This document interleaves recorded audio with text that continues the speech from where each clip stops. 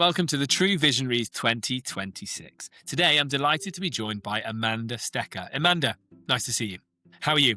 I'm very good. How are you? Yeah, very well, thank you. Congratulations on your inclusion in the list. Thank you very much. For our audience that are keen to learn more about you, we've got 3 rapid-fire questions, okay? So the first one, how and why did you get started in short-term rentals? So I decided to leave the corporate world, but I still wanted an income, still wanted something to do. And my children were very young, so I wanted to have something that gave me flexibility. I had some equity that I could take out of an investment property that I had. And I started focusing on the Cotswolds because that's where I was spending a lot of time. My partner lived there, my new partner, and I thought I would start looking there. And initially, I didn't really know that it was going to be short-term rentals.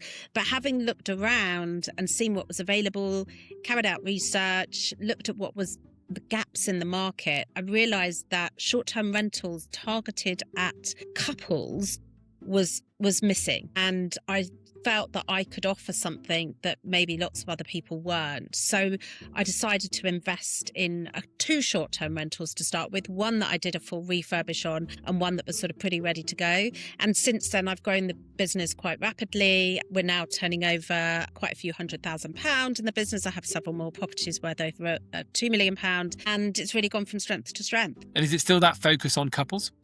It's couples and. So it might be couples and a baby, or always couples and a dog. I mean, they're always welcome. A couple of the properties are slightly bigger, but the focus is on romantic luxury stays for 2 or a little bit more. Well, that's really important. So obviously you really fixated on who your guest avatar was. So I think that's a really good first lesson for our audience.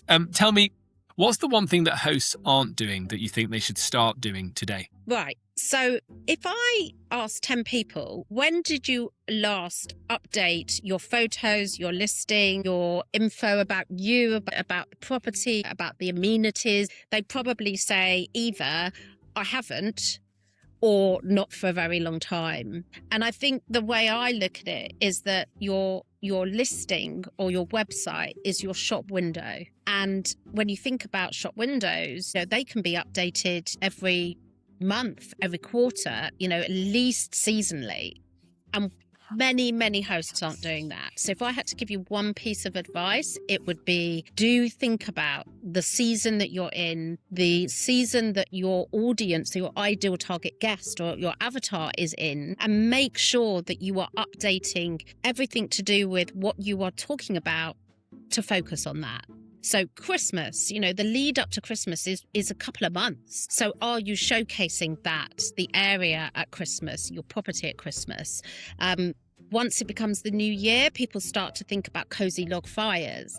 And are you showcasing that? And in most cases, people just aren't. They have stuck some photos up and that's it. And I would say also, many of them have only got one set of professional photos. Actually, it's a really good investment having those photos taken again and again over a period of time. I really like that, Amanda. I think that's really good advice. Put the Christmas tree pictures in at Christmas. Or before Christmas. When you want those guests. Exactly. Yeah. Brilliant. Okay, great. And then looking into 2026 and beyond, where do you think the industry's heading? So I went to a talk recently and they came out with lots and lots of statistics about the industry. And the thing that jumped out at me was one of the growing areas in the industry. And they said it is luxe and super luxe. And I picked luxury anyway as a target for me, as an offering, because that's what I like. But also I very much felt that if I am targeting couples, you want it to be that romantic stay where they're happy to spend a bit more to get something, that's really top notch. So I think that the luxe and super luxe area of holiday letting is going to continue to grow and to continue to be in demand. And it's partly driven by the fact that everybody reviews you. One way or another, people will look at your reviews, on whether it's on your website or on an OTA.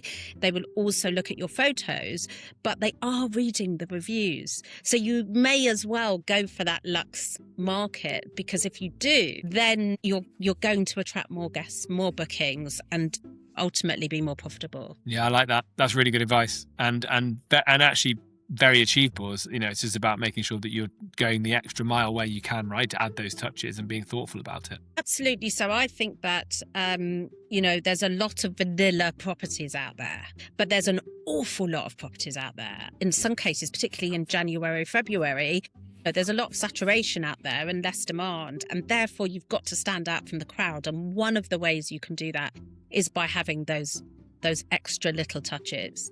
I really like that. Amanda, thank you so much.